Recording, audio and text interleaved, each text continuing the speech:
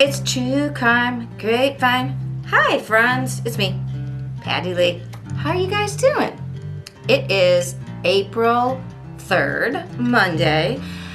As per usual, I try to upload every week, but it seems to be about every 10 or 12 days. Why?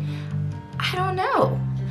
If you're wondering, this channel, the True Crime Grapevine, is about me watching so much crime because there's too much crime and not enough time. I watch all the YouTubes.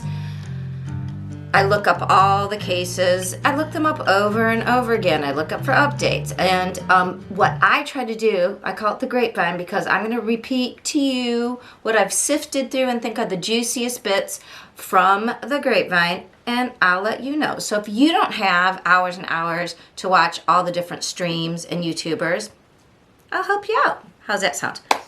So this week, if you also don't know, we pair drinks, we being me, pair drinks with, I used to pair it with each case and I ended up getting sick. So I pair it with an episode. This episode, it's almost beach season. I don't know if anybody else is going on spring break or anything, but I had to go with the skinny girl. It's the Sweeterita, and yeah. Here it is, in case you're wondering. Can you see that? I don't know if it's... There you go. All right, so that's what we're drinking today. And boy, do we need a drink. We're talking about 6 cases, 3 of which are in trial right now, 2 new cases. And if you can see behind me in my little picture-in-picture presentation place up here, it's for old people. It's just it's a TV presentation, but it makes it like picture-in-picture. It says episode 45, Crazy Mother Uckers, mobsters and step-mobsters. That's the theme. Why? We don't know. I'm going to tell you about the 6 cases, and then at the end, I have a little, I call it 2 out of 3 is bad. These cases have a lot, at least 2 of the 3 momister, horrible cases, have things in common. And I thought I'd just run through those. If you're interested in the analysis, and I don't know what it might mean, that'll be at the end. So right now, we're just going to get into it. We're going to do case 1. Case 1. We have, okay, so you may have heard about this. This is an awful case. Let me take a sip because it's going to be enough to drive you to drink. We have Noel. This is 6-year-old. I don't think that's, I'm not sure if this is a picture of when he is 6. It's Noel Rodreguez-Alverez. Noel was last seen where he lived his entire life in Everman, Texas. He lived with his mom. It appears like his dad was already out of the picture, we find later, but I'll tell you about that. He lived with his mom and other siblings. I believe there were 4 other at the time. In different difficult circumstances. When we run into this Alvarez family, the mom's name is Cindy. She is living with this man. I'm going to show you where they were living. Why are we talking about this family? Well, this 6-year-old who was born at 25 weeks. So if you know anything about children who are born very prematurely, like he was a miracle baby. So this is 25 weeks, 6 years ago. So there's a little problem that I have with some of the things the mom said. We'll get to it. If you don't know, I am by training, I'm ABD, which is all but dissertation, educational psychologist, a teacher. I have worked specifically with the early childhood population and taught special needs preschool in my state. So I know a lot about not only child development, but I've actually worked with children with disabilities.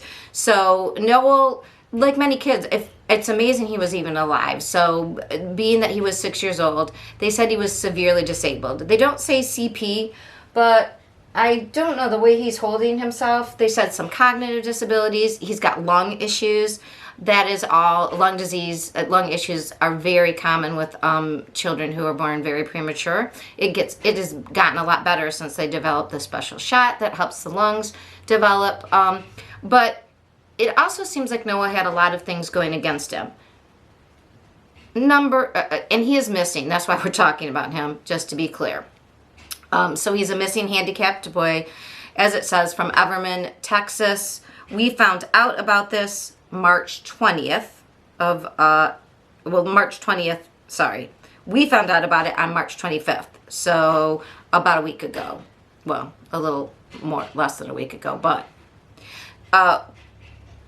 let's just meet the momster, as I'm calling her.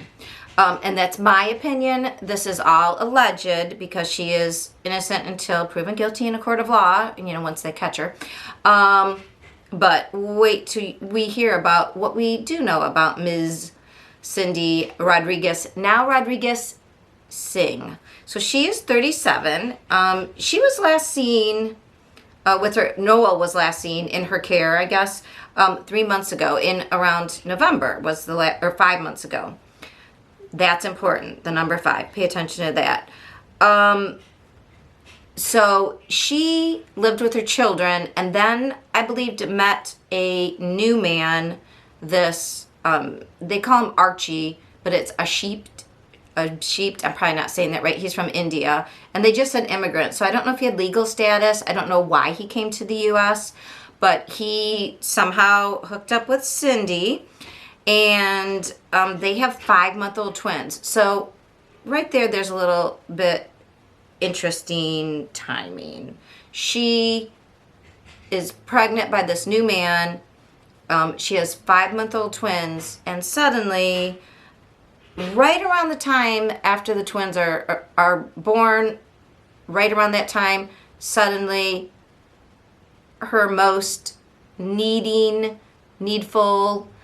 time-intensive, work-intensive child goes missing, or at least hasn't been seen. Now, because of her living circumstances, everybody take another drink,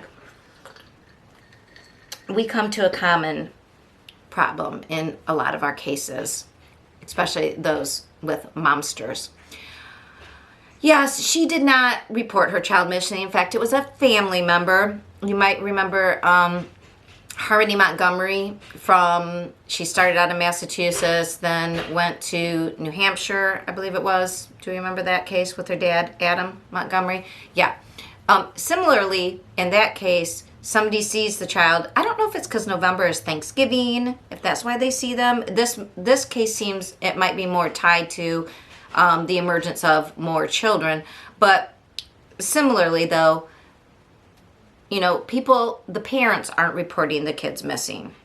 It is another family member, in this case, who anonymously tipped off the Evermore, either police, CPS, and said that they wanted a welfare check for this little disabled boy, Noel, who they had not seen. So it's an anonymous family member we don't know. I think of Cindy's family. The police went and made a home visit. Now the home is both this home that I will be showing you of a 7-year-old man that Cindy was taken in by, basically, for goodwill by this man who's now 71. So at the time he was like 61. He said it was about 10 years ago. He saw her. I saw 2 disparate reports. One was he found her in a supermarket parking lot, like a supermarket, and the other one was she was sleeping outside his house in a car. Either way, he found this woman. She had lots of kids, 4 or 5 kids in her car, 1 disabled, and he has 2 extra bedrooms in his house, and he opens his home for goodwill, and seems like Cindy's somebody who doesn't mind accepting somebody's goodwill, and she stays. And then she meets this other guy. She brings this, so when we look through the timeline, what's interesting is, so the missing boy, Noel, is 6. This man said she was living there for almost 10 years, at least 9 years. So she must have had only like 2 or 3 of her kids, and then she met an immigrant from Mexico who is Noel's dad, who is gone then. He gets deported before she ever is around.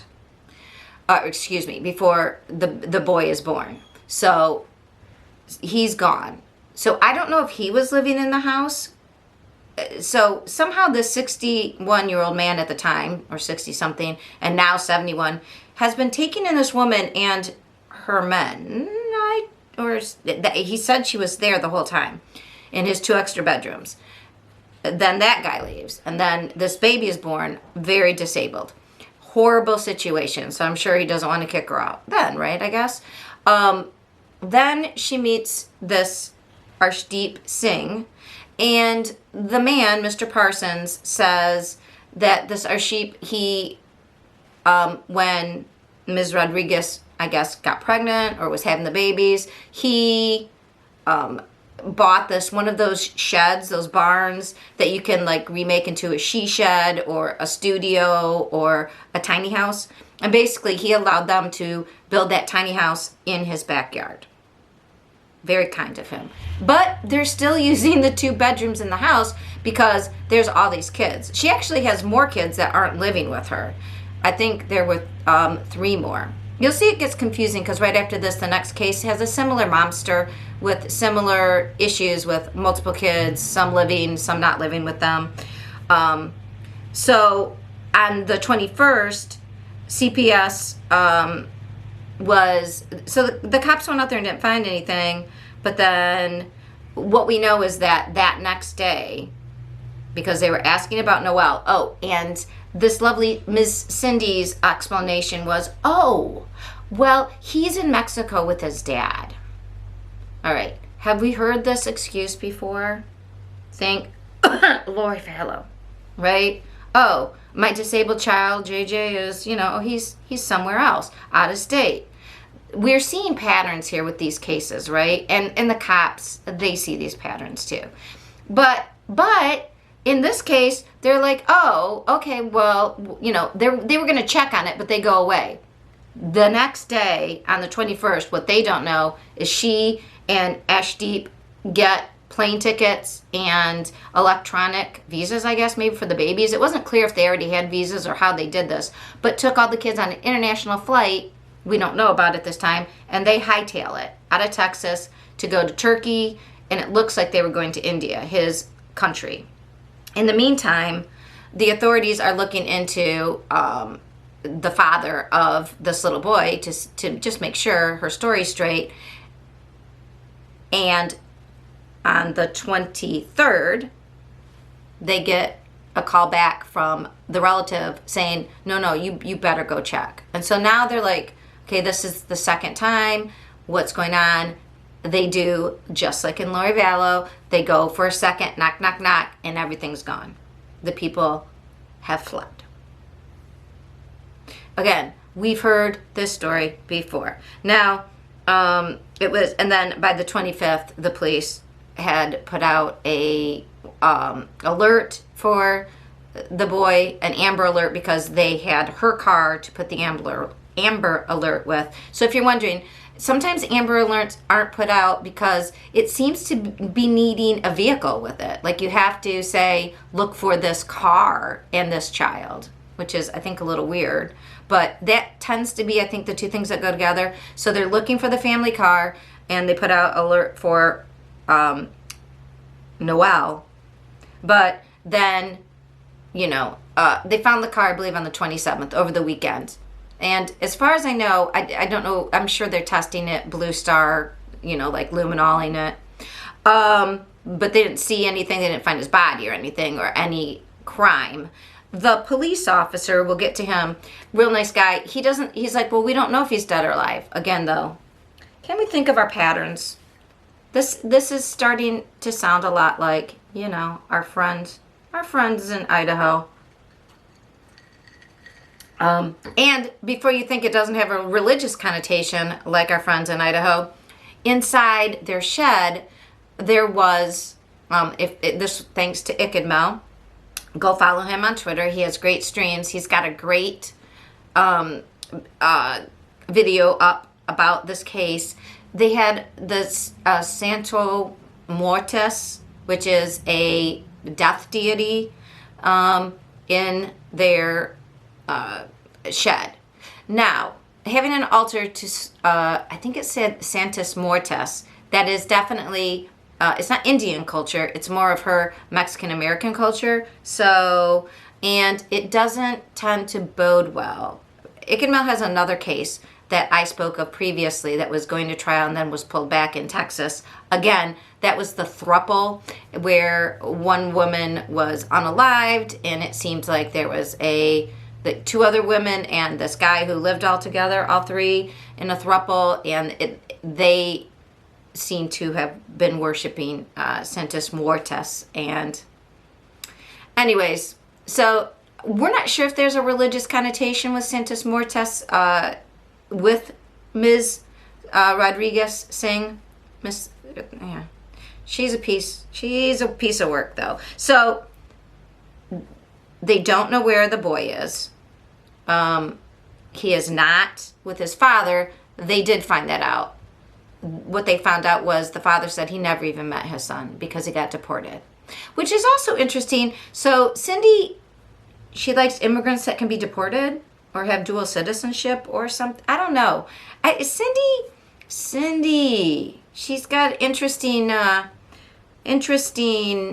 issues maybe with control, because if someone's an immigrant, maybe illegal immigrant, maybe she feels like she can control them by I'll tell on you. I don't know, she has a baby with them. Very interesting dynamics going on psychologically here with Miss Cindy. So here's a picture of the homeowner, Charles Parson, 71 now.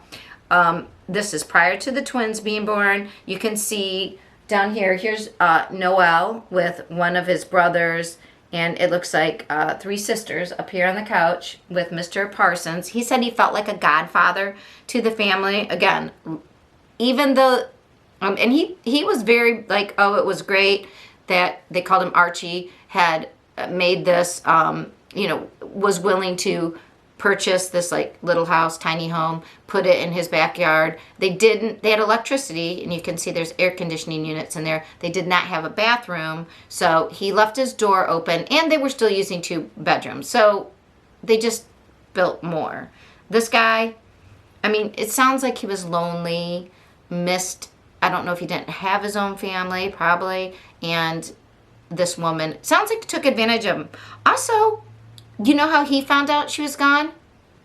She dropped him off on the 21st, before leaving, dropped him off at the hospital, and she was supposed to pick him back up. He was having like a minor operation. Yeah, she never showed. So she's a gem, that Cindy, in my opinion, allegedly. So here's the tiny house, and it's they call it a shed, but it is one of those, like, you can see there's 2 windows, a big opening here. It's hard to see how clean they were keeping it because by the time pictures were taken, the police had gone through it, like flipping everything, looking. So this is located in Everman, Texas. This is Mr. Parsons' home here. And you can see there's a plaything. He felt that she was a great mom. Now, let me just tell you, Cindy being a great mom, he felt she was afraid because she was on probation and the kids would be taken away, and he thought that's why she was running. What was she on probation for, you ask? Well, let me tell you. So 2 years prior to this, yes, she had had a car accident because she was drinking and she ran into a pole with her kids in the car. I mean, I don't know. What do you think? Oh, and she got 10 years probation for that. Why? Because she had a history of being intoxicated and driving. Again, it's very strange. We'll be talking about the West case. How some families, there's one hint of abuse, not even by the parent, but the child is ripped away and immediately adopted, and then so is the next kid, just, precautionarily adopted out. And yet, this woman, kid after kid, drinking and driving and hits a pole. And, oh, let's give her some probation for that. I don't know, maybe it's a difference between Texas and California, but it just seems to be, like, very different. So her probation has now legally been pulled, I believe. So here's Police Chief Craig Spencer, as you can see over my shoulder here, at the press conference at the Everman Civic Center on last Tuesday, so a week from tomorrow. And, you know, he said we don't know yet what has happened, if he's dead or alive. We don't have evidence either way. You know, we know what the outcomes are. I mean, did she traffic him? Did she sell him to someone who wanted? I mean, but he's got all these needs. He needs medicine. He needs oxygen treatment. You think anybody's just taking that on for fun?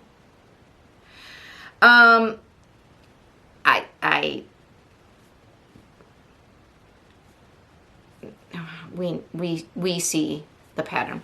But if you have anything, if ever met Cindy Rodriguez or our sheep Singh, or I guess she would go by Cindy Singh, you can call in a tip too. 817. It's down here.